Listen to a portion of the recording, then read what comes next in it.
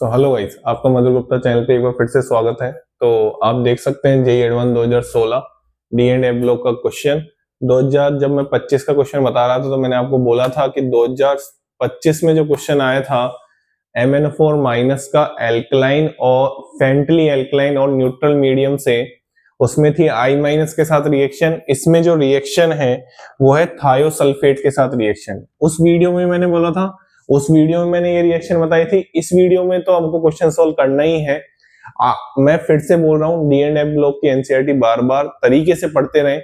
I minus IO3 minus में convert कर देता है, थायोसल्फेट को सल्फेट में कन्वर्ट कर देता है और मैग्नस सोल्ट को MnO2 में कन्वर्ट कर देता है। ठीक है ना। और खुद किस में कन्वर्ट होता है उसकी बात हम कर लेते हैं। पहले क्वेश्चन पढ़ लें। क्वेश्चन ये है, इन न्यूट्रल और faintly alkaline solution 8 moles of permanganate anion quantitatively oxidize thiosulfate anions to produce x moles of a sulfur containing product, the magnitude of x। आपसे x पूछा गया है। बात समझ में आ गई होगी। मतलब आपको ये पता होना चाहिए कि MnO4 माइनस और थायोसल्फेट रिएक्ट करके क्या बनाएंगे। ठीक है, मैं आपको ये क्वेश्चन दो तरीके से बताने वाला हूं। आइए बात कर लेते हैं। तो MnO4 minus faintly alkaline medium में खुद किस में कन्वर्ट होता है, थोड़ा मैं यहां से साइड से लिखूं, ठीक है, जिससे आपको अच्छा सा दिखाई दे। MnO4 माइनस, अगर हम MnO4 माइनस की बात करें तो ये खुद किस में कन्वर्ट होता है, MnO2 में। कौन से मीडियम में, मीडियम को पकड़ लेना, एसिड मीडियम में वो किस में कन्वर्ट होता है, Mn2 प्लस में। ऑक्सीडाइजिंग एजेंट की तरह बिहेव करता है तीनों मीडियम में, एसिड, बेसिक और फेंटली एल्कलाइन या न्यूट्रल मीडियम में। एसिड में तो वो कन्वर्ट होता है Mn2 प्लस में, क्योंकि ऑक्सीडाइजिंग एजेंट है, सामने वाले का ऑक्सीडेशन करेगा तो खुद का तो क्या करेगा, रिडक्शन करेगा। तो खुद का रिडक्शन जब करता है तो MnO4 माइनस एसिडिक मीडियम में Mn2 प्लस देता है, स्ट्रॉन्गली बेसिक मीडियम में MnO4 2 माइनस देता है, फेंटली एल्कलाइन और न्यूट्रल मीडियम में MnO2 देता है। क्लियर होगी बात। एनसीईआरटी में रिएक्शंस दे रखी है एसिड और फेंटली एल्कलाइन की, प्लीज उनको पढ़ के जाइए, एग्जाम पास में आ रहा है। इनऑर्गेनिक केमिस्ट्री में तो आप एनसीईआरटी जरूर पढ़ के जाइए। चलिए, तो यहां पे अगर हम बात करें बच्चा, तो थायोसल्फेट का फॉर्मूला होता है H2O3 2-। कई बच्चों को तो यही नहीं पता होता। ठीक है, थायोसल्फेट का फॉर्मूला, जी हाँ, नहीं पता होता कई बच्चों को। थायोसल्फेट का फॉर्मूला होता है H2O3 2-। इसकी भी एक कहानी है, वो भी मैं इसी में डिस्कस करूंगा। और ये इसको कन्वर्ट करता है किसमें, SO4 2- में। थोड़ा सा मैं इसको दूर लिखूं जिससे हम बैलेंसिंग करें तो अच्छा लगेगा। ठीक है, हाँ, मैं बैलेंसिंग भी करने वाला हूं इसी में, तो मैं थोड़ा सा तरीके से लिखता हूं, देखिए आराम से। Plus H2O3 2- which gives MnO2 plus SO4 2-।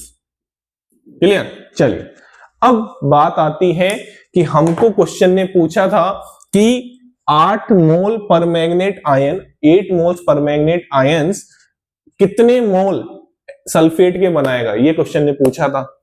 अब देखो, इसको करने के दो मेथड है। ठीक है, जो मैंने ऑब्जर्व किया है, जो बताया गया है उस टाइम पे, जो सॉल्यूशन बताया गया था उस हिसाब से अगर मैं आपको बताऊं, ठीक है, और दूसरा तरीका तो बेस्ट तरीका है, और तीसरा आपको तोते की तरह याद होती रिएक्शन बैलेंसिंग के साथ, वो मुश्किल है भाई, वो तो बहुत ही मुश्किल है। आपको रिडॉक्स तो आना ही चाहिए। एक तरीके से आप रिडॉक्स का भी जेईई एडवांस का पीवाईक्यू मान सकते हैं।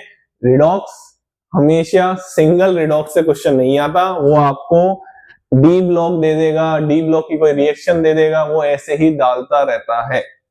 यही जेईई एडवांस है। ठीक है, तो आपको मैं इसकी बैलेंसिंग भी करके बताऊंगा, और दूसरे तरीके से भी इस क्वेश्चन को आप कर सकते हैं। कैसे, देखो इधर आइए।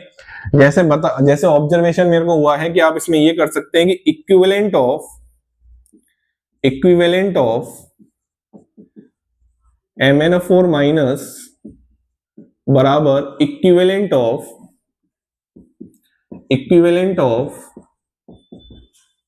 SO4 2-। ठीक है, और इक्विवेलेंट का फॉर्मूला आप जानते ही हैं, मोल, अरे ये टाइट्रेशन, हाँ वही चीज कर रहा हूं, मोल इंटू एन फैक्टर होता है। तो इसके मोल कितने दे रखे क्वेश्चन में, 8, इसका एन फैक्टर निकाल लो। ये कौन से ऑक्सीजन स्टेट में, +7, ये कौन से ऑक्सीजन स्टेट में, +4, कितने का चेंज आया, 3 का, तो इसका एन फैक्टर कितना आ गया, 3, बराबर 8 इंटू 3 बराबर, हाँ भाई SO4 2 माइनस का इक्विवेलेंट वेक्टर। अब ये जो बताया गया था ना उसमें एक दिक्कत है, मैं आपको बता तो देता हूँ, ठीक है। बताया कैसे गया था, ठीक है। जैसे सॉल्यूशन देखा मैंने यूट्यूब पे भी देखा कि कैसे 2016 में, क्योंकि उस टाइम पे तो मैं आपको बताऊं कि मैं ही शायद 2016 का ही पेपर मैंने मेंस का लिखा था शायद, ठीक है। तो उस टाइम पे किस तरीके से सॉल्यूशन दिया गया था, यहाँ पे ऑक्सीडेशन स्टेट हम निकाल सकते हैं कैसे, देखिए आप -6 यहाँ पे +2 आ जाएगा, ठीक है। और यहाँ पे +2 ऑक्सीडेशन स्टेट होती नहीं है इसमें सल्फर में जब हम अंदर जाएंगे तो, लेकिन आप इस क्वेश्चन का आंसर ऐसे भी आ रहा है, इस क्वेश्चन का आंसर ऐसे भी आ रहा है। यहाँ पे +2 ऑक्सीडेशन स्टेट हुई, जनरल एवरेज ऑक्सीडेशन स्टेट जो हम बोलते हैं ना, यहाँ पे माइनस, अरे यार ऐसे निकालिए यार, क्या कर रहे हो यार, ऐसे निकालिए, +3 इंटू -2 बराबर -2, एक्स बराबर कितना आ गया +2, ऐसे निकालिए, सिंपल। चलिए, और यहाँ पे तो सबको पता ही होती है सल्फेट की में सल्फर की ऑक्सीडेशन स्टेट +6 होती है। मैं फिर से बोल रहा हूं, इसमें सल्फर की ऑक्सीडेशन स्टेट +2 नहीं होती है जब आप इसके अंदर स्ट्रक्चर को स्टडी करेंगे तो। लेकिन एवरेज ऑक्सीडेशन स्टेट की जब हम बात कर रहे हैं तो इसकी आप एवरेज ऑक्सीडेशन स्टेट +2 बता सकते हैं, उसमें कोई दिक्कत वाली बात नहीं है। क्लियर हो गई बात, मैं आपको वो भी सिखाऊंगा, ठीक है। चलिए, तो यहाँ पे आप चेंज देखें, इधर से इधर देखना पड़ेगा, तो इधर से इधर चेंज देखें, क्योंकि सल्फेट के इक्विवेलेंट लिख रहे हैं ना, तो एन फैक्टर भी किसका आएगा, सल्फेट का ही आएगा। तो यहां से यहां चेंज देखें तो कितने का है, 4 का, तो 4 इसका क्या हो गया, इसके मोल तो अपन को निकालने हैं, एक्स निकालना है, और इसके एन फैक्टर कितना हो गया 4, एक्स बराबर यहां से आ गया कितना, 4 से गया 2, एक्स बराबर आ गया 6, आ गया इसका आंसर, इसका आंसर आएगा 6, बिल्कुल आंसर 6 है, बिल्कुल सही है, और ये तरीका भी बेस्ट है। एवरेज ऑक्सीजन स्टेट यहाँ पे +2 निकाली, यहाँ पे इसका इनफेक्टर निकाला, 4 आया, और यहाँ पे मल्टीप्लाई कर दिया, बात समझ में आ गई। एक तो तरीका ये है इसका, इसमें आपको क्या पता होना चाहिए था, डी ब्लॉक आपकी क्या हेल्प करेगा इसमें, अरे भाई प्रोडक्ट आपको प्रोडक्ट पता होने चाहिए। रिडॉक्स लगाओगे कहां से, रिडॉक्स लगाने के लिए पहले आपको क्या पता होना चाहिए, प्रोडक्ट पता होने चाहिए। तो MnO4 minus alkaline faintly alkaline medium में MnO2 में कन्वर्ट होता है, और थायोसल्फेट को किस में कन्वर्ट करता है, सल्फेट में।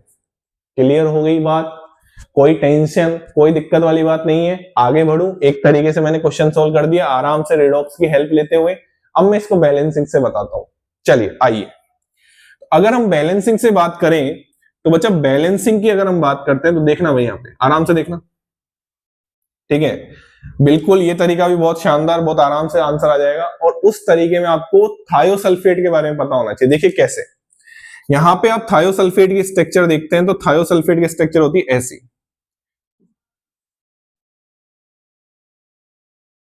जी हाँ, ये आपका थायोसल्फेट है, जो आपको दिख रहा था कि हाँ भाई सब कुछ सही चल रहा है, तो ये आपका थायोसल्फेट है, ठीक है। अब मैं इसको भी रफ कर देता हूं। चलिए, अगर आप ध्यान से देखें, अगर आपने इनऑर्गेनिक केमिस्ट्री बहुत तरीके से पढ़ी है तो आपको इन दोनों सल्फर की ऑक्सीजन स्टेट सेम नहीं है, और इस सल्फर की भी 0 मत कर देना, जी हाँ, अच्छे से सुन लो, इस सल्फर की ऑक्सीडेशन 0 मत कर देना, क्योंकि इसका इन्वायरमेंट और इसका इन्वायरमेंट सेम नहीं है।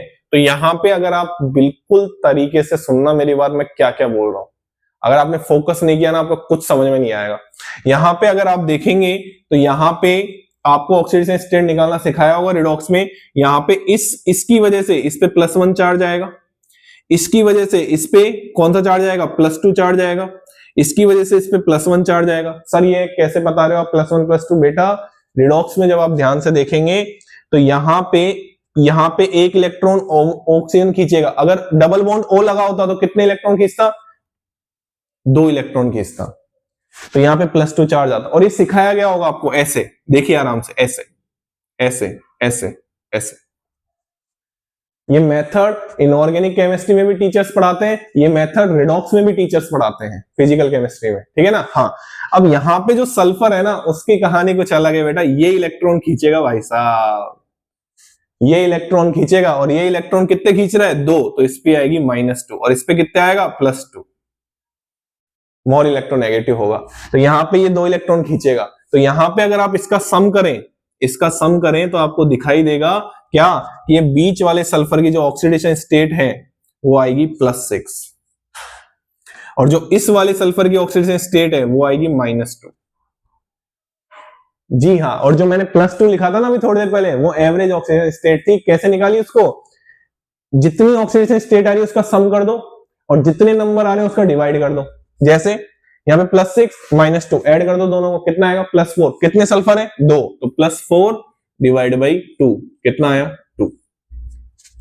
इसको बोलते हैं एवरेज ऑक्सीडेशन स्टेट।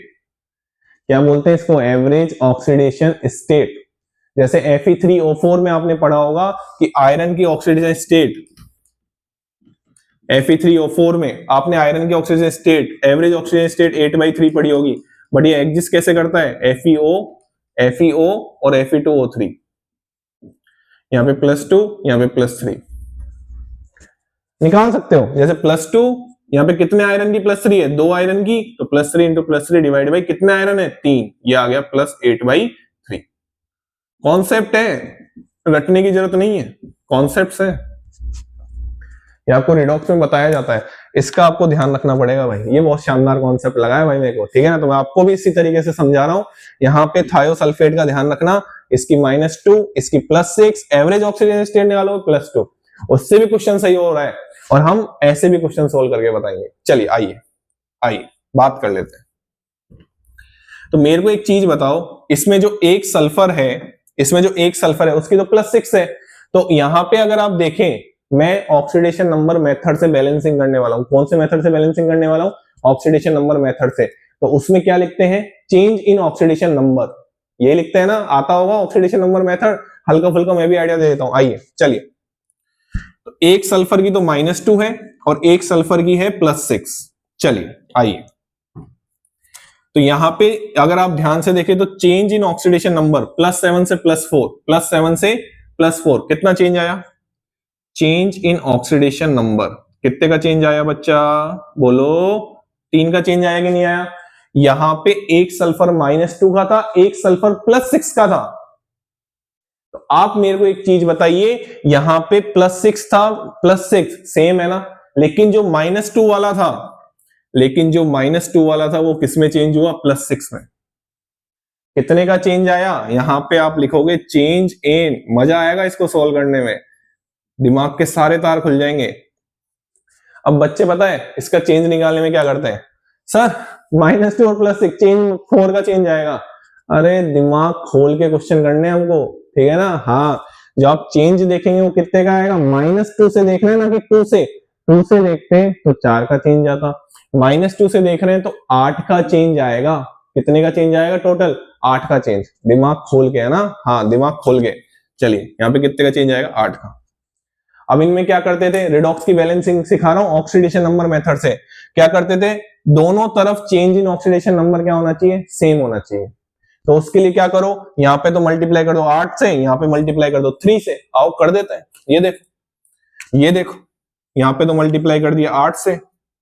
थोड़ा अच्छे से लिख दो ना सर, अच्छे से लिख दो ना सर। ये लो 8 MnO4 माइनस, यहाँ पे किससे मल्टीप्लाई करूं? यहाँ पे तो 8 से मल्टीप्लाई कर दिया, यहाँ पे 3 से। क्यों किया? चेंज इन ऑक्सीडेशन नंबर बराबर करने के लिए। मेथड है, सीखना पड़ेगा, रिडॉक्स में सिखाया जाता है बैलेंसिंग में। चलिए तो यहाँ पे 3S2O3 2-, ठीक है? हाँ भाई अब दूसरा स्टेप क्या होती थी? जो यहाँ पे 8 Mn है तो यहाँ पे भी 8 Mn करने पड़ेंगे। बुरा नहीं मान जाएगा, ये 8 Mn करने पड़ेंगे यहाँ पे भी, ठीक है? यहाँ पे कितने सल्फर है? 6, तो यहाँ पे भी कितने सल्फर करने पड़ेंगे? 6 सल्फर करने पड़ेंगे। बताओ कोई दिक्कत वाली बात यहां तक? अब हमको फेंटली एल्कलाइन मीडियम में बोला था, तो हम इसके लिए क्या ऐड करते हैं? आपने सबने पढ़ा होगा रिडॉक्स में, चार्ज बैलेंस करने के लिए हम इसमें OH- ऐड करते हैं। क्या ऐड करते हैं? OH-। चलिए तो पहले तो चार्ज गिना दूं आपको। आइए यहाँ पे -8, 8 इंटू -1 -8, 3 इंटू -2 -6, माइनस का 14 चार्ज आ रहा है, ठीक है? यहां पे हम चार्ज देंगे तो 6 इंटू -2 माइनस का 12 चार्ज आ रहा है। तो कितने OH- किधर जोड़ू? उधर या इधर? OH- क्यों जोड़ रहा हूं? फेंटली एल्कलाइन मीडियम दे रखा है, इधर जोड़ू, इधर या उधर? माइनस चार्ज कहां पे कम आ रहा है? यहाँ पे। तो सर यहाँ पे 2 OH- जोड़ दो। जोड़ दिए। अब लास्ट स्टेप होती है हाइड्रोजन को बैलेंस कर दो। कैसे बैलेंस करेंगे? आइए, और उसके लिए हम वाटर की हेल्प लेंगे। उसके लिए हम किसकी हेल्प लेंगे? वाटर की हेल्प लेंगे। चलिए यहाँ पे मेरे को बताइए, यहाँ पे कितने हाइड्रोजन, क्या यहाँ पे कोई हाइड्रोजन है? नहीं है। यहाँ पे कितने हाइड्रोजन है? 2। तो कितने वाटर मॉलिक्यूल जुड़ जाएंगे? 1। 2 मत जोड़ देना। अब आप आराम से इसको देखिए, ये रिएक्शन पूरी तरीके से क्या हो चुकी है? बैलेंस हो चुकी है। आराम से आप हर एटम गिन के देख लीजिए, कोई दिक्कत वाली बात नहीं है। आराम से आप घर पे बैठे हैं, आराम से आप हर एटम गिनिए, सारे एटम इसमें क्या है? बैलेंस है। तो ये शानदार मेरे को लगी इसमें चीज, और मैंने सोचा कि आपको भी मेरे को इसी तरीके से बतानी चाहिए, तो मैंने आपको उसी तरीके से बताया है। अब ये क्वेश्चन पलक झपकते हो जाएगा, बताओ क्यों? बैलेंसिंग में अब आप मोल कॉन्सेप्ट का, ये पूरी रिएक्शन बैलेंस है, आप मोल कॉन्सेप्ट लगा दो, स्टोइकियोमेट्री। 8 मोल से 6 मोल सल्फेट बन रहे हैं। अकॉर्डिंग टू क्वेश्चन कितने मोल है? 8 मोल। अकॉर्डिंग टू रिएक्शन 8 मोल से 6 मोल सल्फेट बन रहे हैं। अकॉर्डिंग टू क्वेश्चन भी कितने मोल दे रखे हैं? 8 मोल। तो आंसर क्या आ जाएगा? 6 मोल सल्फेट आयन। तो आप इस क्वेश्चन को 2 तरीके से कर सकते थे, बैलेंसिंग से या रिडॉक्स की हेल्प लेके। रिडॉक्स की हेल्प तो खैर दोनों में ही लगी है, ठीक है। तो ये आपका बहुत ही प्यारा, बहुत ही सुंदर 2016 जेईई एडवांस का question. Thank you so much. Channel को लाइक करें, शेयर करें और सब्सक्राइब करें।